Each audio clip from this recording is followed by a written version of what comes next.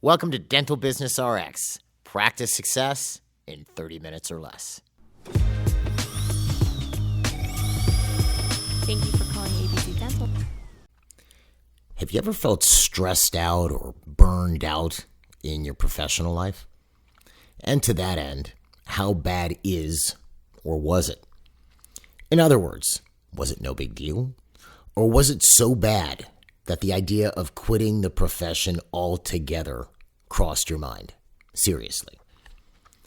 And with that in mind, if you find yourself excessively stressed in the practice, if you can think back to one of those instances, how often does this stress relate back to the actual clinical practice of dentistry?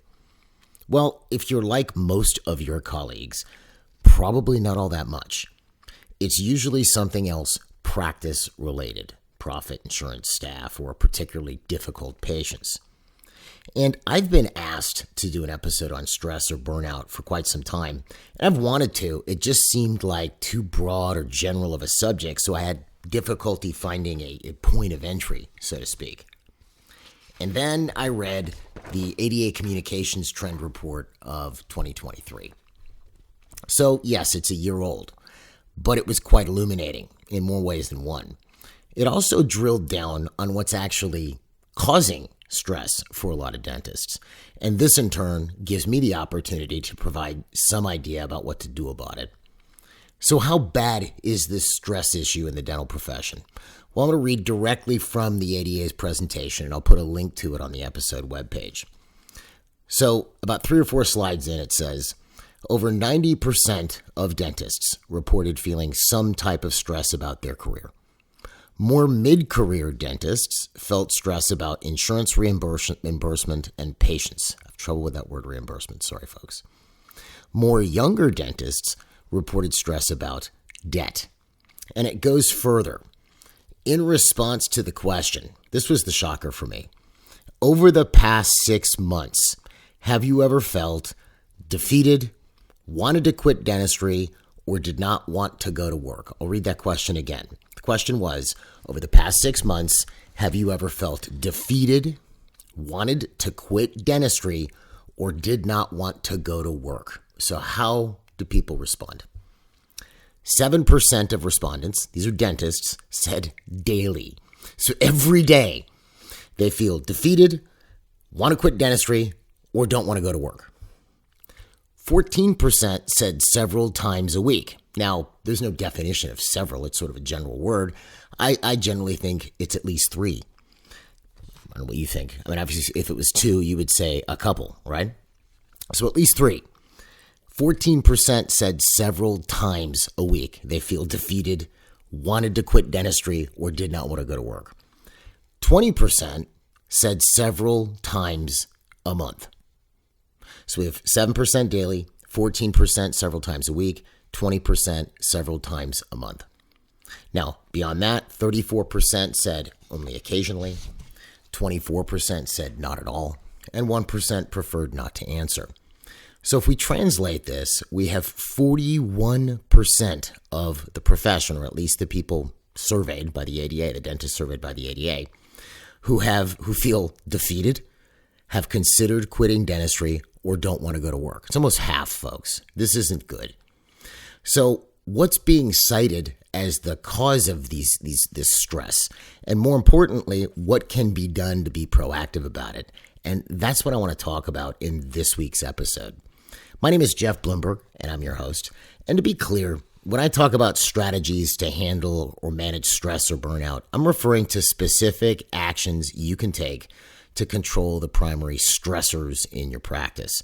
I'm not a mental health professional, and none of this constitutes mental health advice. We're focusing specifically on practice management issues that are not only accessible, but believe it or not, easy to handle. So what are the biggest sources of stress? There were 4 listed that were specific, and one was, a combination of a bunch. And to explain this survey, what they did was, they asked for these sources of stress, and you were supposed to rank it on, it was a major source of stress, a minor source of stress, or no stress at all. Okay, that was the ranking system. So what they did is they then ranked it. The one that was listed as the biggest, most major source of stress was 1, 2 was the next biggest, and so on. So the number one source of stress from these dentists, these respondents to this survey, listed as a major source of stress was insurance reimbursement. That was 53% of people, or doctors rather, considered this a major stress. Now, what's funny, you could go, okay, well, that's more than half and that's not good. Well, how many considered it a minor stress? 37%. So 80%, or actually, I'm sorry, that's 90. Is that 80? That's it. Yeah, no, that's 90% considered this to be stressful. 53% considered it to be majorly stressful. Number 2 was workforce shortages. 49% of respondents listed that as a major source of stress. That was 1 and 2 aren't shockers, okay? But it's interesting to see it put to paper. Number 3 did shock me. 30% of respondents said that patients were a major source of stress. Now, it didn't elaborate further on what that meant. I can only assume from having worked with dentists for 30 years, it's difficult patients, problematic patients, patients who don't comply, etc. And number 4 was debt, primarily student loans. 22% of respondents considered this a major source of stress. 24% was minor, and a little over half said there was no stress. So almost half of the respondents said that debt, primarily student loans, were a source of stress. And as I mentioned, number 5 was other, which was a combination of inflation, staff issues, work-life balance, blah, blah, blah, blah, blah, right? So we have our top 4: insurance reimbursement, workforce shortages, patients, and debt, okay? So if this is you in any respect, if any of these are a major source of stress for you, what should you do about it? Well, I'm going to tackle each one and discuss a little bit about some strategies as far as what to do about them. But the first thing I would say is, for many people I've spoken to when they're stressed out about something, it begins with a viewpoint shift, specifically how the person approaches things.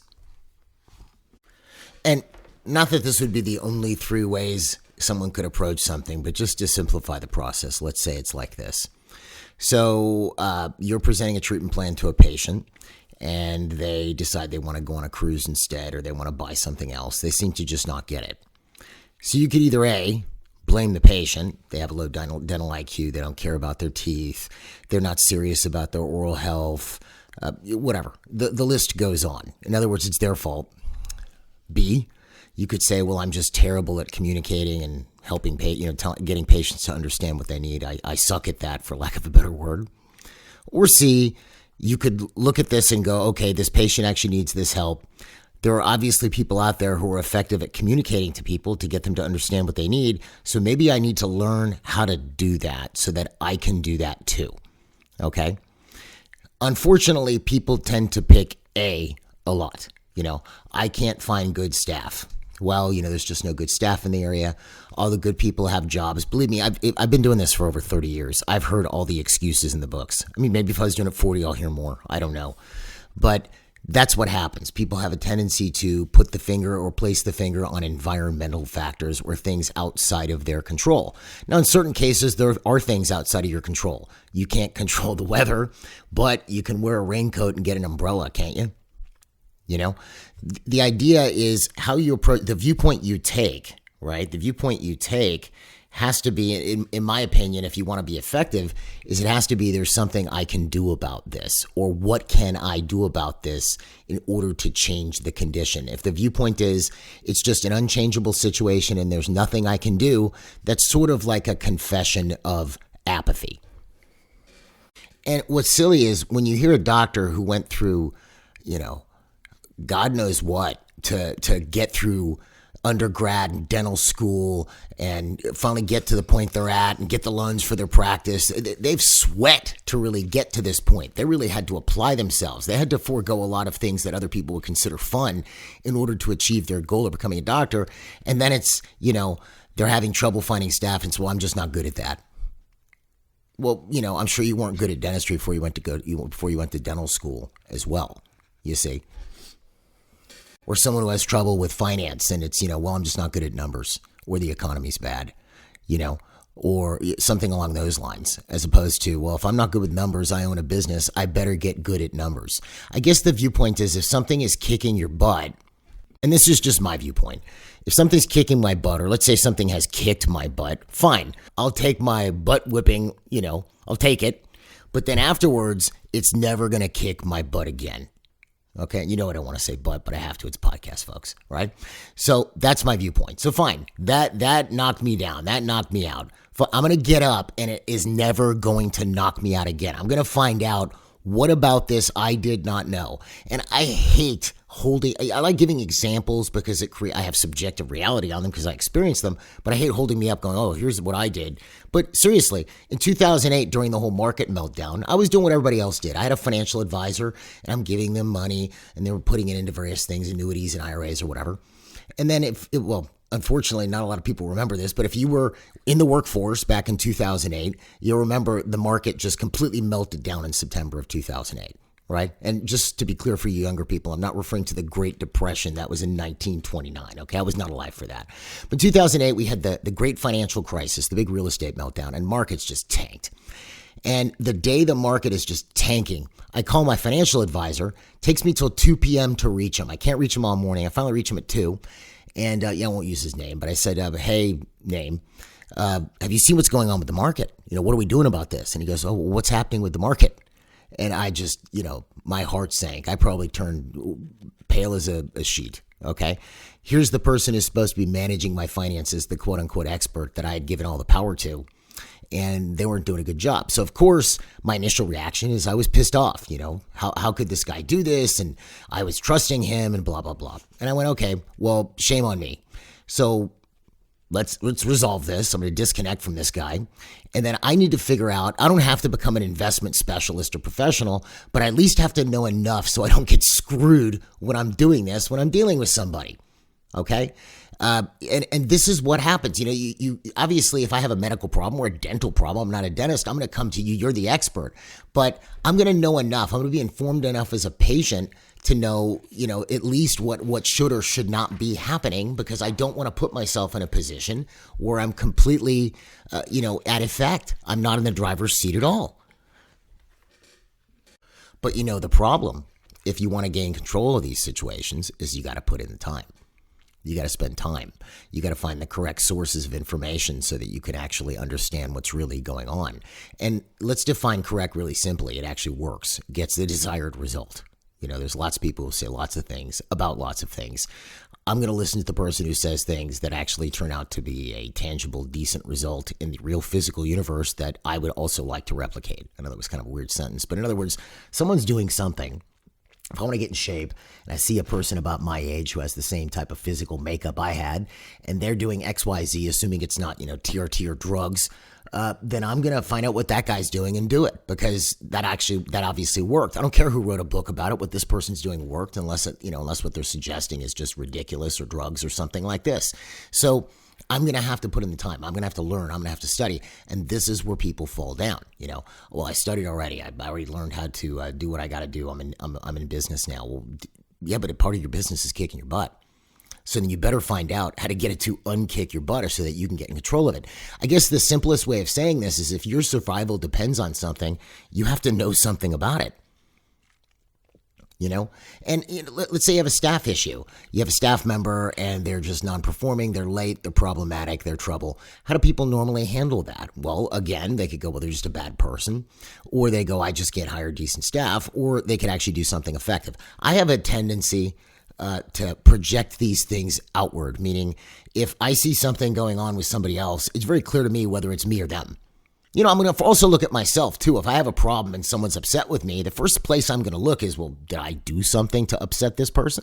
If I went, no, I just said hello, I might ask them, did I do something to upset you? No. And they're still acting like nasty. Well, at that point, I'm going to assume they have a problem. I don't. And I'm not going to sit there and introvert and, beat myself up over this. I'm going to do something effective to handle that. Either I'm going to not deal with them anymore, or I'm going to have to sort it out. If I have a staff member and they're not doing their jobs, I'm not going to avoid this person and try to hire their replacement. I'm going to tell them very nicely and very factually, hey, you're not doing your job. And if this continues, I'm going to have to find somebody else who can do that job, because this job is important in this organization. And you know what's funny about that? 6 or 7 times out of 10, the person will actually shape up because most people are actually decent people. The point being is you need to be willing to do something about it, and you need to be willing to confront it. So if you own a business, you need to know how to run a business. You need to know how to be an executive to some degree. If you have anything to do with case presentation, which you should if you're a doctor owner, you have to know how to effectively communicate with patients so they actually understand what they need and want it. Okay? And that's on you. So, but then I think this is where I say people get into this apathy. Well, that's just not real. That can't happen. And this leads into this first source of stress, this insurance issue. But let me just throw this out there. Years and years, like one of the services we offer, and this isn't even a shameless plug. There's a reason I'm saying this. One of the services we offer is called the MGE New Patient Workshop. You've probably heard of it. I've talked about it numerous times. I'll put a link to it on the episode webpage. It's an inexpensive service. It's a 2-day event. We do it via Zoom. It's actually really cool. And it comes with a money-back guarantee within 6 months. If you attend the workshop or don't, within 6 months of paying, if you don't like it, I'll give you your tuition back. It's not a problem. So it's sort of like a no-brainer. But funny thing about New Patient Workshop, back in the 90s, the late 90s and the early 2000s, we would advertise the New Patient Workshop specifically to get out of managed care. Because that was the term then. Network or plans wasn't the term everybody was using. Get out of managed care. Have a fee-for-service practice. That was what we would advertise. Then about 05, 06, I noticed that, we would change our ads, but I noticed that that general messaging wasn't hitting anymore. We weren't getting the same level of response. So I thought, okay, let me take this directly to the public. Let me just call some dentists. So I did. Told them who I was and said, hey, what are your thoughts on managed care, PPOs, HMOs, et cetera? More PPOs, really. And the answers were really interesting. The upshot of it was this. Would I like to get out of plans or get out of network? Of course I would. Who wouldn't? But it's just not possible. This is just a fact of life. This is just what's happening. So then it made sense to me why our advertising to get out of network, get out of managed care was falling on deaf ears. Because sure, people would love to do it. It was just completely impossible. They were completely, for the most part, I would say at least 80% of the people I talked to were completely apathetic about the idea. There was just no way out. It was a fact of life now. And here's what's funny about this. Back in, and now I'm going, this is like a dental history lesson or a dental practice manager history lesson for you guys. Back in the early 90s, this is when I first got into the profession. It was my second or third year during the first Clinton administration. I love saying that just because it kind of dates me. But back then, I remember talking to doctors, and this was when managed care was really getting a toehold or a foothold into dentistry. So I spoke with a string of doctors, and one for one, this is in 93, I think, 94 maybe, and one for one, they're all joining every plan that they can find. Like any contract comes across their desk, they are signing that contract. So the answers, obviously everybody had different answers, but if I had to sum it up into a generalized idea, it was that everybody's going to be, a lot of them were signing up for HMOs. Everybody's going to be in an HMO or capitation plan, or they're going to be in a plan. And if I don't sign up for these, I'm going to be locked out, especially with the HMOs. I'm going to be locked out, and then I'm going to have no patients, and then I'm going to go out of business. So I even spoke to one of our competitors in the business management space, and he was talking about getting out of dentistry or healthcare altogether because it's all going to be managed care. Like, this is where people were at. They had just decided that was it. Well, obviously, it didn't turn out that way, and we had plenty of clients who didn't sign up. So there's that. And rolling back to the 2005 or 6 point with the New Patient Workshop, it's, a lot of these folks thought that it was impossible to get out of PPOs, and it was so bad that even when I would point out, we have clients who are actually getting out of network, it was, that's cool, but it was almost like they didn't believe me, which I found funny. I talk to clients all the time. They come in network and they're out of network. It's something that's just doable. So the point I'm making is people can get into such a deep apathy that something that they don't like a condition that's in their practice or their business that they don't like, they start to accept as a fact of life as opposed to seeing it for what it is. It's something that needs to be changed.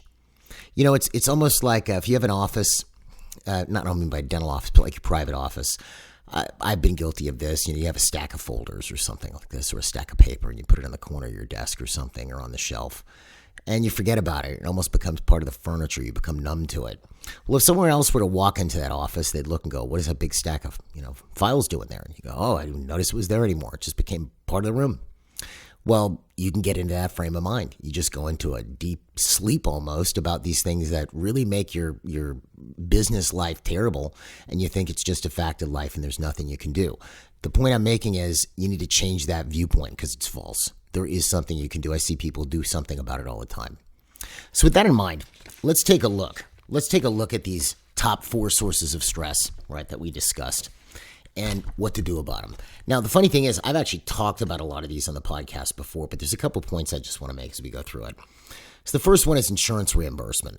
Now, I've spoken about insurance issues. At least I counted at least 6 episodes. Episodes 7, 81, or 7, 56, 81, 142, 173, and I'm sure there's more I didn't include in here, which are like how to get a network, should you get a network, the steps to get a network, etc.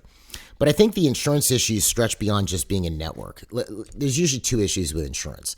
There's the terrible reimbursement, especially if you're in network where you're getting $880 or $780 or $900 for a crown when you normally charge $1,400 or $1,500. There's that. You're taking a big haircut. And then there's just the, what's the word I would use? Insanity of dealing with insurance companies. And to me, look, medical insurance makes sense to me because you look at the coverage on medical, it's $3 million. If you break your back, you need medical insurance. I get it, right? And that is true insurance because what is insurance? Insurance is a transfer of risk. I'm paying my auto insurer to insure me in case I wrap my car around a pole, and then they're going to pay for that. I'm transferring the risk from me to them in exchange for my insurance premium. Now, the funny thing is we don't look at insurance companies as a business. Businesses have to make a profit. So the way they make a profit is by obviously avoiding paying out fraudulent claims, but also slowing down the payment of claims or paying as little as humanly possible on claims. I'm generalizing here and I'm not selecting out a particular insurance company, but that's what happens. I saw this happen with the recent hurricane we had here and the ones we've had before where someone's getting $50,000 for what should be $180,000 in repairs, and there's some point in the contract that was cited. That's what happens. I've carried policies for years with our company, which I've attempted to use and I can't file a claim. I'm like, why do I even have this insurance? I guess because it's, I don't know, it's like wearing shoes or something. I don't know. You're just supposed to. So they're a business and they're in the business of making money. If you go to a downtown area, a lot of those big buildings are insurance companies. So I get it with medical insurance, auto insurance, liability insurance, malpractice insurance. I get all that. Dental insurance really isn't insurance in the strictest sense. It's really more of a benefit. You're not transferring any risk. There's no risk that I'm going to have a cleaning this year. I'm going to get my teeth cleaned this year. You see? And the amount paid out is negligible. $1,500, $1,000. Look, the average yearly max in 1994 was $1,000. The good plans had $1,500. That's still what we're paying now. Go to the inflation calculator and look. It's kind of silly. I could go off on this for a while, but the real problem, like we take these both up. First, there's just the insanity of dealing with insurance companies altogether. You file something, they can't find it, they lost it, it got misplaced, which I don't know how they do that now that it's all electronic, but, go figure, right? Fine. And then the calls for follow-up and the weird, stupid rules you have to go through to get something where you have to call and send a fax and, stuff that's just antiquated. Well, why are they doing all of that? They're doing it to make it difficult to pay you. Someone asked me about this recently. Man, won't it be cool when AI gets involved with filing insurance and paying claims? I'm like, it's never going to happen because if AI was on both ends, claims would be paid in 2 days. That's never going to happen because then insurance companies would be cycling their money out too quick. So, sure, AI may help with certain things, but I don't think that's going to be the solution because that would result in faster claims being paid, and that's not fun for the insurance companies. They're going to want to put you through the ringer before they pay you. So there's that, okay? Now, even if you go out of network and you decide to file benefits for your patients, right? Even if you can accept assignments still. So, I've gone out of network, my crown's $1,500, their plan only allows $900, so they're going to pay $450 towards this patient's crown, and the patient's going to pay me the other $1,050. Well, if I'm accepting assignment, I'm going to have to go through that. So there's a few things you can do there. You could outsource it, which I haven't really found a good solution for that yet. We actually will have a solution for that. I'll just plant the seed in your mind. Over the next few months, you'll be hearing more about it. If you don't want to deal with it in office, or you just have to have somebody who's really sharp as your financial coordinator who, loves doing this stuff and can just do it and put order into it. Okay. But that's the hassle of insurance, but that's always been the hassle of insurance. That's been the hassle since the early 90s. And back then you would mail stuff and they could say they lost it. You'd hear all kinds of stories. At the end of Friday, whatever claims were on your desk, throw them in the trash, allegedly, is what some insurance company people were told. I don't know. It's the stories you hear, like urban myths, right? Or legends. But then the bigger problem is reimbursement. So this is where we get into managed care PPOs specifically. And the problem with that, and again, I'm not going to go on a big thing about this because I've talked about it a lot, is financially it just doesn't work. It just doesn't work. And funny thing about this is if you were to ask a dentist in 1994 what your overhead should be as a percentage in 1994 or 1984 or 1974, you said, hey, what percentage should your overhead be? And I'm talking about just a solo practitioner, not associates or whatever, just, doctor, maybe a couple hygienists. The answer you would hear uniformly from those doctors, as well as from all the practice management gurus, was 50%. That was what your overhead should be. Okay. So it is rare that I see a client come in initially with a 50% overhead. That is a unicorn. It's usually 60, 70, or 80%. Why? Because they're taking a haircut on their fees. But the funny thing is, if you were to extrapolate their fees into normal fees, like remove the write-off that they're making for insurances, guess what their overhead turns out to be? About 50%. And it's almost like why I used to like it better when PPOs started to really infiltrate the dental industry. You didn't have, I don't know if it was a sophistication point with software at the time, because what were the big softwares back then? I think it was like, Dentrix wasn't around, but it was, Easy Dental and Soft Dent. And I think EagleSoft was just coming on the scene at that point. But they didn't have the multiple fee schedule feature necessarily. You had your fee schedule. So when you'd bill a PPO where you're going to get half your normal fee for a crown, you'd bill them at full fee and then you get your reimbursement, and then you would have to do a write-off in your software. The thing I liked about that, what I didn't like was that, a doctor would be collecting 100, producing 100 and collecting 60. I didn't like that. But what I liked is that doctor who was producing 100 and collecting 60 could see that they wrote off $40,000 because it was in their software. Well, now with the adjusted fee schedules, you don't see those write-offs anymore. You actually have to figure them out. Yes, it's convenient because then it helps for figuring out what the patient's copay is. But that's where you're really at. And this is an experiment that I would suggest that you do so you can actually see the real impact on your practice. You could do this manually. I also have a spreadsheet you can download for this. It's the Insurance Plan Analyzer. I'll put a link to it on the episode webpage where you can analyze what's happening with one of your plans. But it does tell you have to get some numbers together. But just take a week's worth of work and look at all the major and basic services you did. I'm sure your office manager or someone at the front desk can put this together for you. And look at the fee that you charged versus your normal fee. The difference between those two, regardless of who's paying, insurance or the patient, is what you wrote off. And that's staggering. Think about it. If your overhead is 80%, let's say you're producing 100 and you're spending 80, but you're in network, you're most likely at full fee producing 150 to 170. So where's all that profit going? If you're paying your bills, that's your profit. And ultimately, all a PPO is a marketing plan.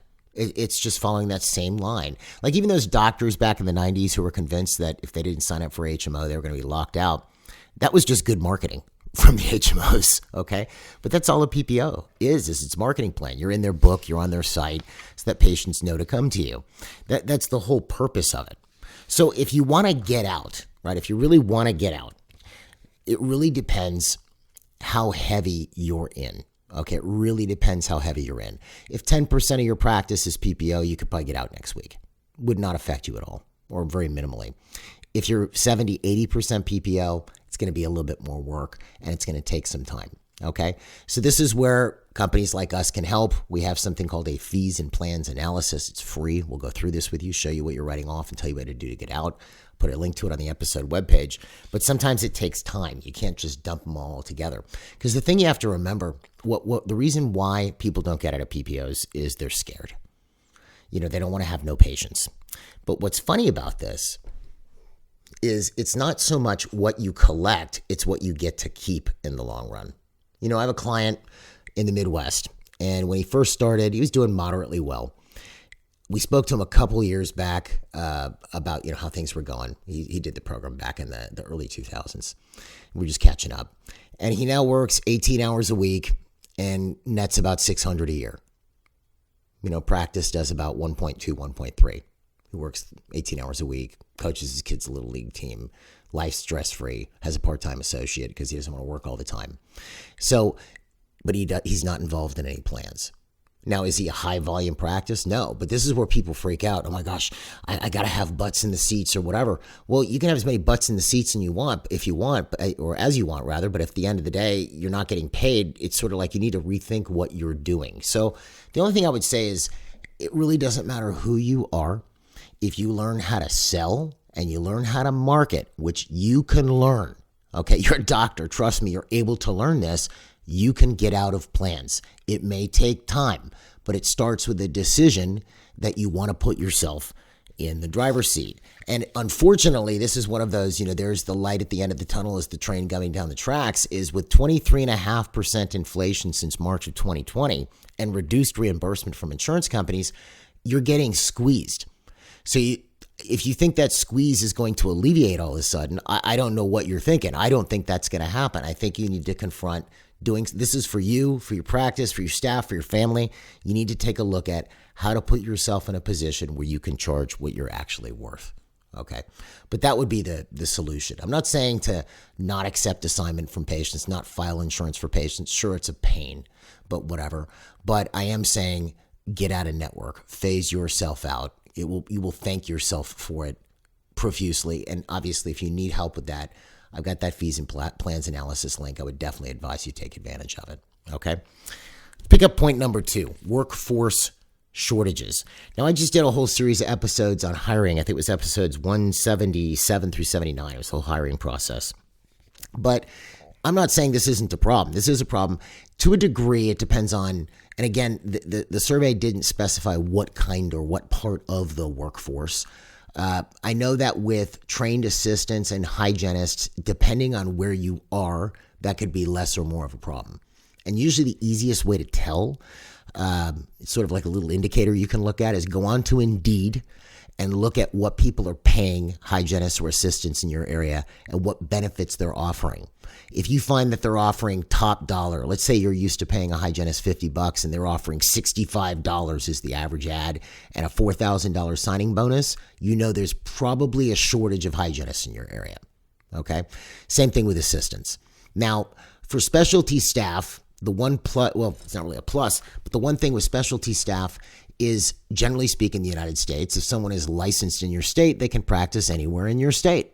So, for example, let's say, and here, like, for example, in this area, in Miami, for example, it's not difficult. I'm saying, for example, a lot. Sorry about that. It's not difficult to find an associate doctor. It's not as difficult in this area, in the Tampa Bay area, but it used to be very difficult. This was considered an underserved area. So I had clients that couldn't find an associate in the Tampa Bay area. I had them advertise in Miami. We've had clients in upstate New York who can't find an associate. We had them advertise in, the New York City area. So you can go outside your city to look for someone who needs to be licensed or experienced, in the case of a dental assistant, or an associate or something like this. You can always advertise outside your area because there might be something that's desirable about your area that would make people want to move. Someone might want to move from Miami to Tampa. I like the weather in Miami better, believe it or not. Get that Atlantic wind. But they might want to move from Miami to Tampa because it's a smaller area. Same thing. Someone wants to go from New York City to upstate New York because they can have a backyard. So if you expand your base, you might be able to have an easier time finding people. Finding non-experienced administrative staff should not be difficult at all. And if you're having trouble with that, it usually boils back to a couple of simple things. I talk a lot about that in those episodes, but this really does come down to a training point. This is not that staff in your area are bad, or there's no people, especially when we're looking for an administrative position in a dental practice, because you could hire somebody with or without experience, and even if they don't have experience, you get them trained pretty quickly, okay? This is a you thing. This is not a staff thing. It's just a matter of you don't know exactly what to do in order to do that, and this is where we can help. It's one of the first things we teach a client on the MGE Power Program. I'll put a link to that on the episode webpage. But every client learns how to do this. This is not difficult. This is something that you can do. It's just a matter of deciding, do you want to, be in the passenger seat on this one and blame your area, the staff, or think that you're just not good at it? Or do you want to actually get control of this and be able to build a team? Okay. Number 3 is difficult patients, right? Or patient issues. Now, they didn't elaborate that in depth on patients. They specifically did not mention that it was clinical issues with patients. Now, usually you're going to run into 2 things with patients. When you're dealing with a patient, you're dealing with a person, okay? People have all kinds of different responses. There are certain people who can be difficult, but they're not unhandleable. And then there are certain people who are somewhat toxic. It's not a large group or a large percentage of the people coming into your business. But let's start there. When you get these toxic type patients, or staff for that matter, you need to get them out of your business. And obviously you want to follow the Dental Practice Act and whatever, but you first need to be able to identify them, and people have a tendency to misidentify them. So I'll give you an example of this. Let's say I'm just a crotchety guy. I'm just kind of mean and rough around the edges, and I come into your practice and I'm a bit gruff, and you're running 5 minutes late. I'm already giving your receptionist an earful. Look, I've been here since 2:30.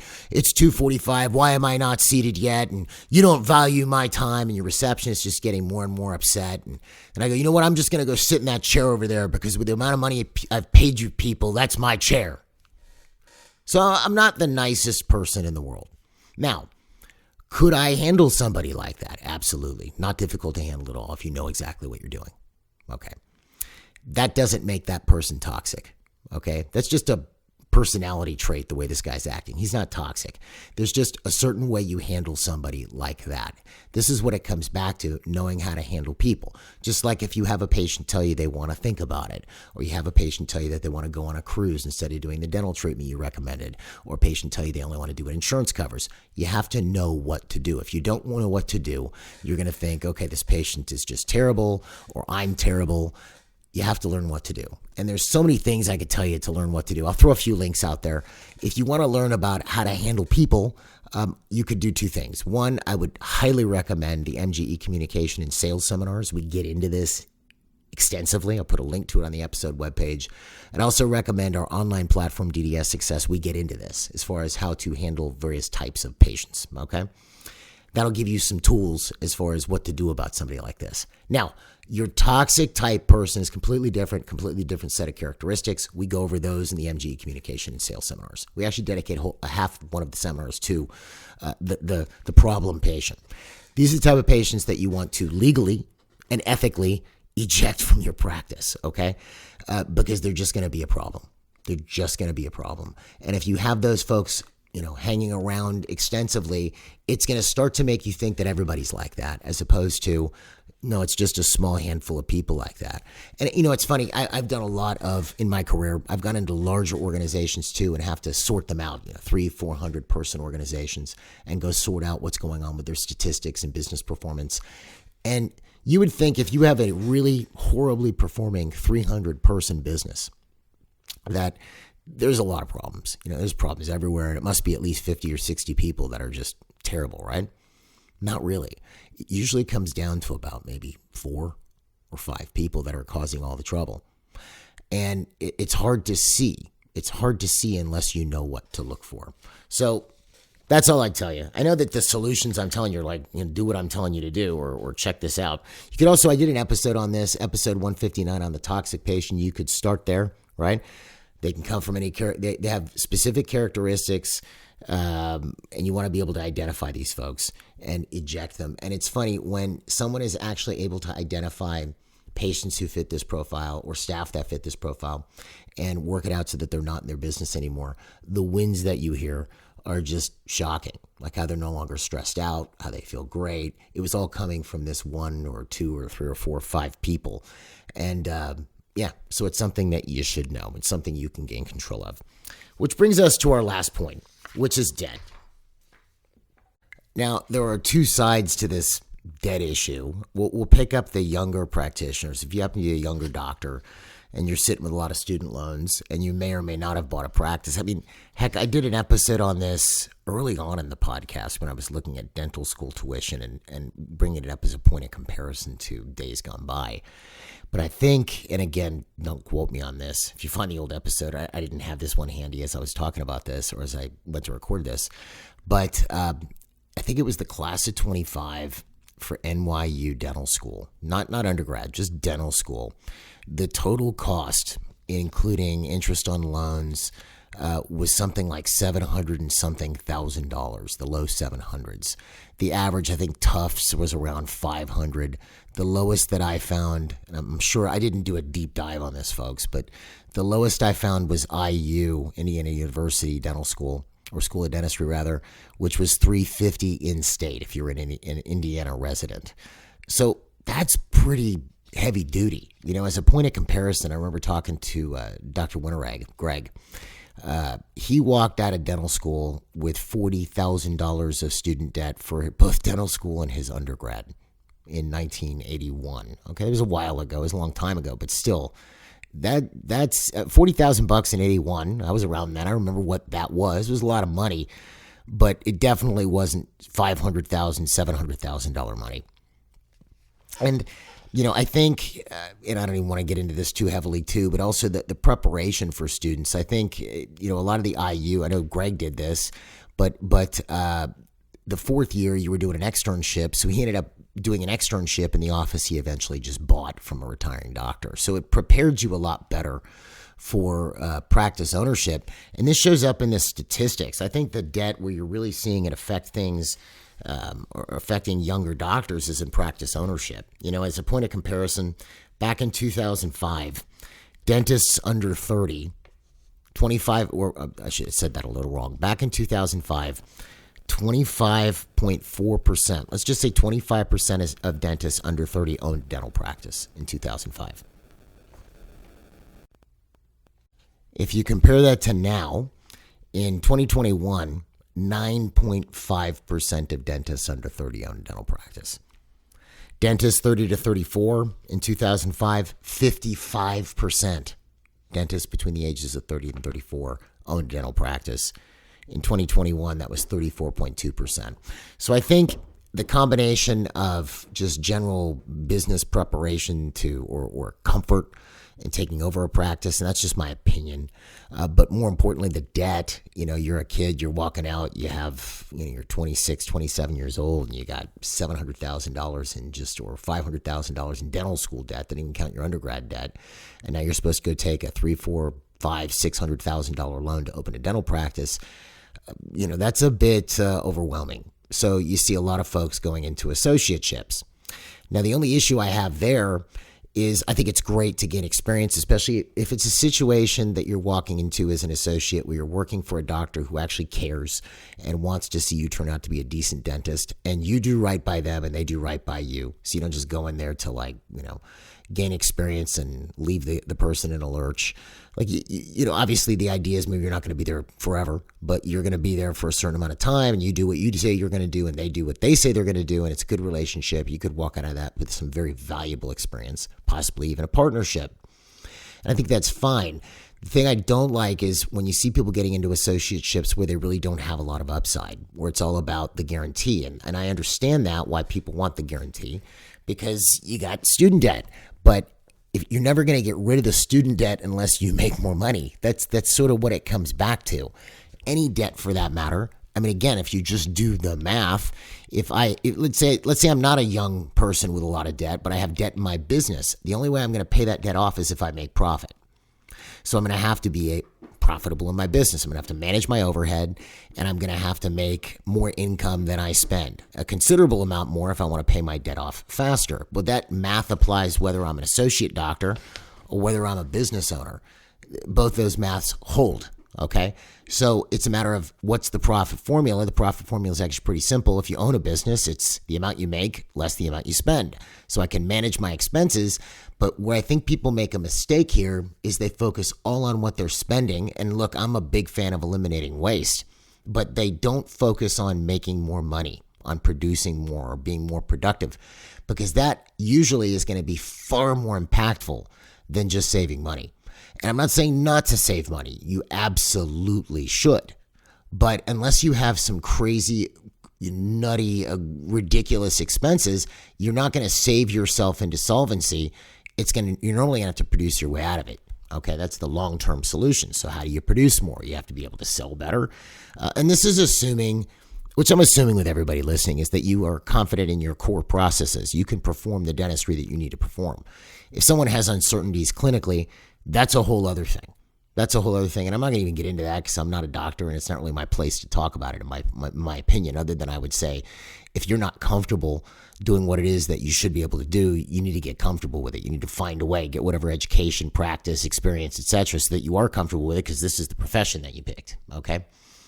But assuming you're comfortable in your core processes and you can move at an adequate speed for whatever business you're in if you're an associate, or for your business if you're the owner doctor, you can prep a crown within a reasonable length of time. You don't have to be the fastest doctor ever, but you have to, it has to be reasonable. You can't spend 3 hours prepping a single unit crown. That just doesn't work financially, and it should be able to be done faster, at least from the thousands of instances I've seen.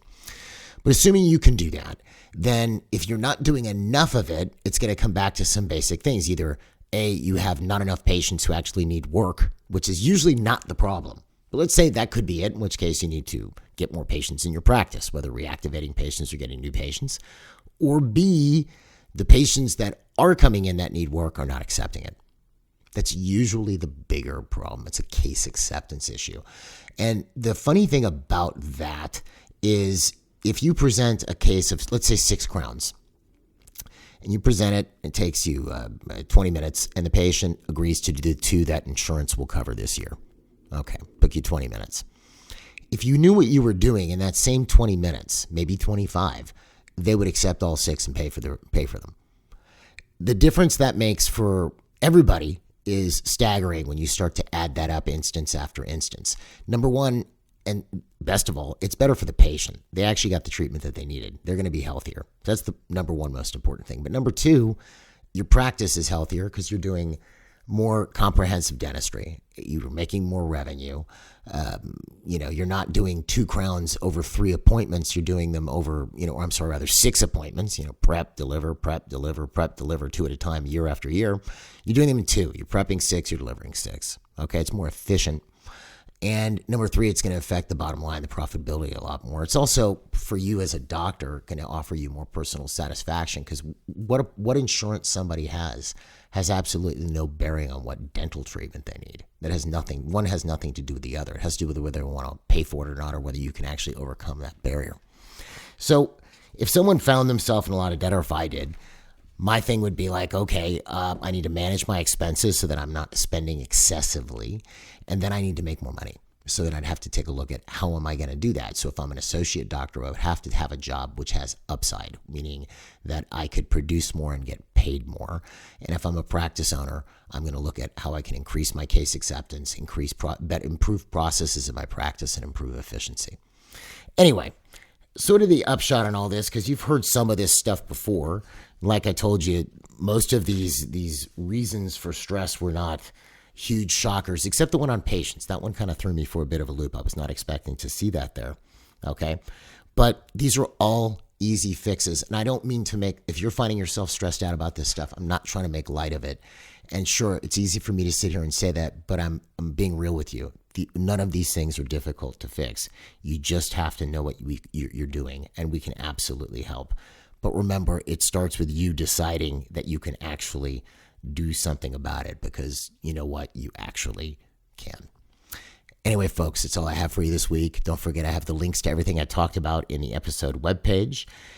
If you want to know more about MGE, you can find us online at mgeonline.com or call us at 800-640-1140. Have a great week, and we'll see you at the next episode.